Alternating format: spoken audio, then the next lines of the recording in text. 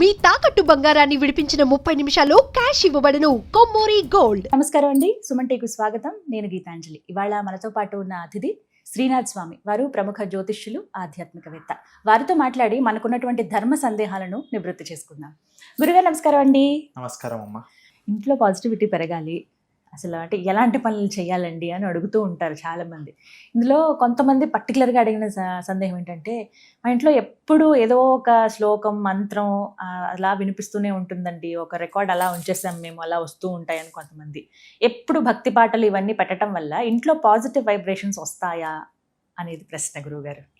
చాలా మంచి ప్రశ్న అమ్మా. ప్రతి ఇంట్లో మనం నిత్యము స్తోత్రాలు పఠనం చేయడము, లేదా లలిత సహస్రనామాలు, విష్ణు సహస్రనామాలు, ఏవైనా అష్టకాలు మనము పారాయణం చేయాలంటే కొద్దిగా కష్టంగా ఉన్నవాళ్ళు ఇంట్లో ఏదో ఒక రకమైనటువంటి పారాయణాన్ని మనకు వినపడే విధంగా, అంటే టీవీ ద్వారా కానీ లేకపోతే ఏదైనా స్పీకర్ ద్వారా కానీ వినపడే విధంగా అవి చూస్తూ ఉండండి అమ్మా. మీరు వింటూ ఒక సంవత్సరం పాటు ఏదైనా స్తోత్రాన్ని విన్నారనుకోండి, స్తోత్రాలు అయితే నెల రోజుల్లోనే వస్తుండొచ్చు, కానీ ఏదైనా పారాయణం కూడా, ఇప్పుడు లలిత సహస్రనామం కానీ విష్ణు సహస్రనామం వింటూ ఉన్నాం అనుకోండి, ఒక సంవత్సరం పాటు విన్నారనుకోండి, కొన్ని మీరు అనర్గళంగా నోట్లో చెప్తూ ఉంటారు.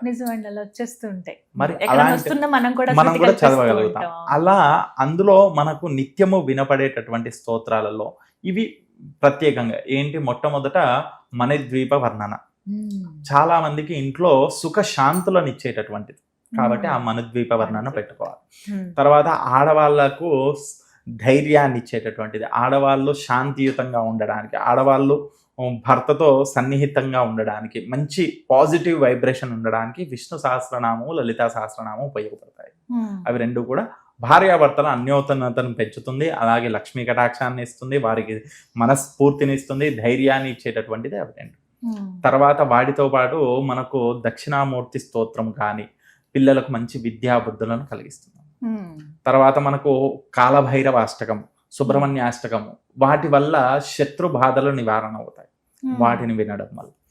ఇలా వీటి ఒక్కొక్క దానికి ఒక్కొక్క విశేష ఫలితాలు ఉన్నాయి. హనుమాన్ చాలీసా కూడా మనం ప్రతి ఒక్కొక్క చౌపాను ఒక్కొక్క విశేషంగా వర్ణించవచ్చు. మరి అటువంటి హనుమాన్ చాలీసాను వినడం, ప్రతి పారాయణాన్ని కానీ స్తోత్రాన్ని కానీ ఒక్కొక్క దానికి ఒక్కొక్క విశేష ఫలితం.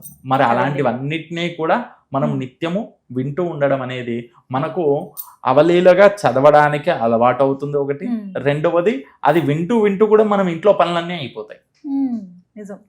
మనం అన్ని పనులు అయిపోతాయి మనకు ఈజీగా. మనకు నోటెడ్ మనము జరుగుతున్నప్పుడు కూడా మనం చెప్పుకుంటూ వెళ్ళిపోవచ్చు. ఈ విధంగా ఉంటుంది. తర్వాత మనము పిల్లలకు కూడా అవి తెలిసే విధంగా అవుతాయి. మనం వింటూ ఉన్నాము, మనం చదువుతున్నాము, అవి కూడా పిల్లలు నేర్చుకుంటారు. అదే ఇప్పుడు ఉన్నటువంటి పిల్లలకు వేరే అవేవో చూసే కంటే ఇవి వినడము, ఇవి చూడడము విశేషంగా వాళ్ళకు కూడా భక్తి జ్ఞానాన్ని పెంచుతుందని చెప్పారు. నిజంగా కొంతమంది ఇళ్లలో గమనిస్తామండి, ఉదయం లేవగానే చక్కగా సుప్రభాతంతో ప్రారంభిస్తారు, అలా పాటలు వస్తూ ఉంటాయి. ఏ రోజుకి ఆ రోజు విశేషంగా, అది కూడా శుక్రవారం అయితే అమ్మవారి పాటలన్నీ వింటాం, శనివారం అయితే వెంకన్న పాటలు, ఇలా మనకి ఒక రోజుకి ఇలా అంటూ మనం ఫిక్స్ చేసుకున్నాం కాబట్టి నిజమే అవి నిత్యం వస్తూ ఉంటే భలే పాజిటివ్ గా అనిపిస్తుంది కదా గురువు గారు. అలా మీకు పూర్వము దేవాలయంలో కూడా, ప్రతి దేవాలయంలో కూడా పాటలు పెట్టేవారు.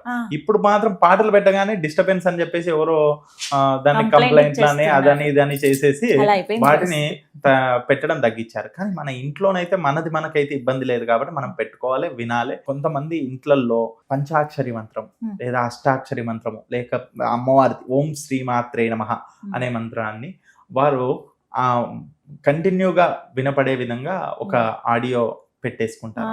అది వాళ్ళకు నిత్యం మోగుతూనే ఉంటుంది. లేదా ఓంకారం, ఓం అని ఇలా ఏదో ఒకటి. ఇప్పుడు మనకి చాలా వరకు చిన్న ఈ ప్లగ్స్ లాంటివి కూడా వచ్చాయి, దాని నుంచి మ్యూజిక్ అలాగే వస్తుంది.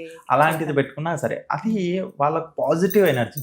మనము ఇప్పుడు ఏదైనా అక్కడ మనం పాట విన్నాం అనుకోండి అమ్మా, మనం హమ్మింగ్ అంటారా, అలా చేస్తూ ఉంటాం కదా. ఇది కూడా అంతే అమ్మా.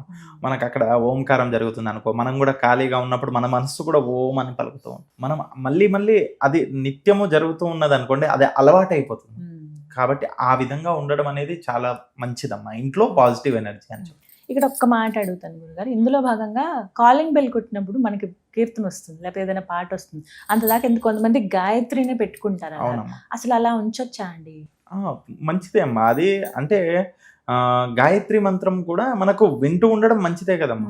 అంటే మనకు ఒక వ్యక్తి చెప్పడం అంటే ఉపదేశం అనుకున్నాం, కానీ అందులో వినడం అయితే తప్పలేదు కదమ్మా. అది ఎప్పుడైనా కానీ సరే అది దాన్ని వినడం వల్ల మనకు పాజిటివిటీ అనేది పెరుగుతూ ఉండేది అని చెప్పొచ్చు, కానీ తగ్గుతుందని చెప్పడానికి లేదు కదా. కాబట్టి వినొచ్చమ్మా, తప్పేం లేదు. కాలింగ్ బెల్స్ లలో కానీ లేకపోతే మనము ఆడియోస్ ద్వారా కానీ ఫోన్స్ ద్వారా కానీ మనము అలాంటివి అన్ని కూడా వినొచ్చమ్మా, తప్పేం లేదు. ఏదో ఒక రకంగా ఆధ్యాత్మికంగా మనకు మనిషిని అన్ని ఆలోచనలకు పోకుండా చేసేటటువంటిది ఆధ్యాత్మికంగా మనం ఒక్కసారి ధ్యానంలో కూర్చున్నాం అనుకోండి అమ్మా, ఎంతమంది కూర్చుంటారో మీరు చెప్పండి. ధ్యానంలో కూర్చున్న వ్యక్తి చంచలంగా అంటే ఒక్క సెకండ్ ఇలా చూడడము, లేదా మనిషి మామూలుగా ధ్యానంలో ఇలా కూర్చుంటే ఇలా కూడా కావకూడదు. మరి అలా కూర్చోవాలి అనే వాళ్ళు ఎంతమంది కూర్చోగలుగుతారు? కాబట్టి అది పెరగాలంటే ఈ విధంగా ఇంట్లో ఉండడం వల్ల అది కూడా పెరుగుతుంది అని చెప్పొచ్చు. ఆధ్యాత్మికంగా పెరుగుతుంది, వారు కూడా ఒక ఏకాగ్రత అనేది పెరుగుతుందని చెప్పొచ్చు. గురుగారు, అలాగే పిల్లలకి ప్రతినిత్యం వాళ్ళు పఠించుకునే విధంగా ఎటువంటి శ్లోకాలు కానీ మంత్రం కానీ వాళ్ళకి ఏం నేర్పిస్తే మంచిదంటారు? శ్లోకాల విషయం మాట్లాడితే స్కూల్కి వెళ్ళే పిల్లలు కానీ పిల్లలందరూ కూడా మొట్టమొదట మనకు కరాగ్రే వసతే లక్ష్మీ కరమధ్యేతు సరస్వతి కరమూలే సదా గౌరి ప్రభాతే కర దర్శనం అని మనం చెప్పుకుంటాం కదమ్మా.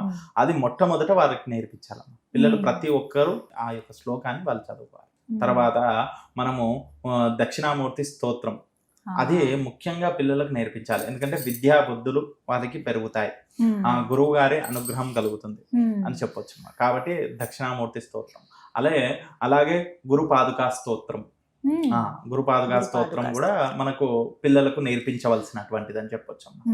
ఇవి రెండు, వాటితో పాటు పిల్లలకు మనము నిత్యము ఏవైతే మంగళాచరణాలు అని చెప్తాం, ఏది శుక్లాంబరధరం విష్ణు ఇలాంటివి, అలాగే ఆగమార్థం దేవానాం గమనార్థం ఇలాంటివి కొన్ని శ్లోకాలు ఉన్నాయి కదమ్మా, అవి 10 శ్లోకాలు వాళ్ళకి నేర్పించాలి. వాగర్త సంపృక్తో వాగర్త ప్రతిపత్తి అలాంటిది. అలాగే హనుమాన్ చాలీసాలో నేర్పించవచ్చు పిల్లలకు. ఇవన్నీ కూడా ఏవైతే ఉన్నాయో వారికి నేర్పించడం వల్ల వారికి దైవం అంటే దేవుడి దగ్గరికి వెళ్ళగానే పిల్లలు దండం పెట్టుకుంటే ఏదో ఇలా పెట్టుకుంటారు, పారిపోతారు. అలా కాకుండా ఇలా నేర్పించామనుకోండి, వారు అక్కడికి వెళ్ళి ఆ శ్లోకాన్ని పఠించుకో బాబు, ఈ శ్లోకం పఠించు అంటే ఆ అబ్బాయి పఠిస్తే చాలా విన్నవాళ్ళు చూసేవాళ్ళు కూడా చాలా సంతోషపడతారు. అలాగే ఇప్పుడు దేవాలయంలోకి ఒక చిన్న బాలుడు వచ్చి ఆ గణపతికి ఏకదంతాయ విద్మహే వక్రతుండాయ ధీమహి తన్నోదంతి ప్రచోదయాత్, లేదా వక్రతుండ ఆ గణపతితో పాటు శివుడిది వాగర్తావివ సంపృక్తో అని చెప్పేసి ఇవి ఏవైనా ఒక చిన్న పిల్లవాడు చెప్పాడు అనుకోండి, ఎంత సంతోషపడతాం. కాబట్టి అలాంటివి పిల్లలకు చిన్నగా ఎందుకు కాదు నేర్పించాలి. వాటితో పాటు కొద్దిగా ఒక 10 సంవత్సరాలు అలా అయ్యాడు అనుకోండి, హనుమాన్ చాలీసా, గురుపాదుకా స్తోత్రం, అలాగే దక్షిణామూర్తి స్తోత్రం ఇవి నేర్పించాలి. ఇలా ఒక్కొక్కటిగా వారికి అలవాటు చేస్తూ పోవాలి. సంకరనాశన గణేశ స్తోత్రం ఇది చిన్న పిల్లలు 5-6 సంవత్సరాల పిల్లలకు నేర్పించవచ్చు. వీటిని నేర్పిస్తే పిల్లలకు ఆధ్యాత్మికంగా వారికి ఒక దారి ఏర్పడుతుంది, ఒక మార్గం ఏర్పడుతుంది. వాటితో పాటు పిల్లలకు ముఖ్యంగా నేర్పించవలసినది వారికి నిత్య జీవితంలో వారికి నమస్కారం ఎలా చేయాలి నేర్పించాలి. సాష్టాంగం ఎలా వేయాలి, మగవాళ్ళు సాష్టాంగం వేయాలి, ఆడవాళ్ళు మోకాళ్ళ పైన కూర్చొని నమస్కరించుకోవాలి. తర్వాత దేవాలయంలో వెళ్ళాక గంట ఎలా కొట్టాలి, తీర్థం ఎలా తీసుకోవాలి, షటార్ ఎలా తీసుకోవాలి, గురువు గారికి ఎలాగ పాదాభివందనం చేయాలి, ఇలాంటివన్నీ కూడా పిల్లలకు నేర్పించవలసినవి. ఇవన్నీ కూడా పిల్లలకు నేర్పించాలి. ఎందుకంటే మేము అర్చకత్వంగా పురోహితులుగా మేము చేస్తున్నటువంటి చాలా మందికి తెలియదు, పెద్దవాళ్ళకే తెలియదమ్మా. అంటే అందరికీ అని కాదు, పెద్దవాళ్ళకి చాలా మందికి తెలియదు. అలాంటప్పుడు పిల్లలకు మనం నేర్పించకపోతే వారు ఇంకా భగవంతుడికి దూరం అయిపోతారమ్మా. అలా కాదు, భగవంతుడికి దగ్గర అవ్వాలంటే వారిని వారంలో ఒకసారి ఎందుకు కాదు దేవాలయానికి తీసుకెళ్ళాలి, వారికి ఏదో ఒకటి నేర్పిస్తూ ఉండాలి. ఇంట్లో కూడా వాళ్ళకి చెప్పాలి. అక్కడ మనము దేవుడికి ఇంత చక్కెర నైవేద్యం పెట్టింటాం, అంటే బాబు వెళ్ళి దేవుడి దగ్గర దండం పెట్టుకో, ఆ చక్కెర తీసుకొచ్చుకొని తినరా బాబు అంటే ఆ అబ్బాయి కూడా సంతోషపడతాడు. వాళ్ళకు కూడా అలవాటు అవుతుంది. నేను దేవుడి దగ్గరికి వెళ్ళి దండం పెట్టి ఈ ప్రార్థన చేస్తే నాకు అమ్మ ఇంత చక్కెర ఇస్తుంది. అలా చిన్నయే కానీ పిల్లలకు దేవుడికి దగ్గర చేసేటివి అని చెప్పొచ్చు. సంస్కృతి సాంప్రదాయాలు పిల్లలకు అలవాటు కూడా అయిపోతాయి. తర్వాత తరం వారికి నేర్పించిన వాళ్ళు అవుతాం చక్కగా. వాళ్ళే ఇంకా వాళ్ళని చూసి ఇంకొంతమంది నేర్చుకుంటారమ్మా. ఇప్పుడు పిల్లలను చూసి పిల్లలు నేర్చుకుంటారమ్మా. అబ్బాయి ఇప్పుడు ఒక అబ్బాయిని పట్టుకొని వెళ్ళి మనం దేవాలయానికి వెళ్ళి వచ్చామనుకోండి, మన ఇంట్లో బాబుని పట్టుకెళ్ళి ఆ పక్కన ఉన్న బాబు అంటాడు వాళ్ళు గుడికి వెళ్ళారు నేను కూడా వెళ్ళాలి అని. అలా ఒకరిని ఒకరు తీసుకెళ్ళమని నేర్చుకునే విధంగా అవుతుందమ్మా. కాబట్టి ఖచ్చితంగా మనమే మొదలు పెట్టాలి, మనని చూసి నలుగురు నేర్చుకునే విధంగా నేర్చుకోవాలి. చక్కగా వివరించారు. ధన్యవాదాలండి. సంతోషం.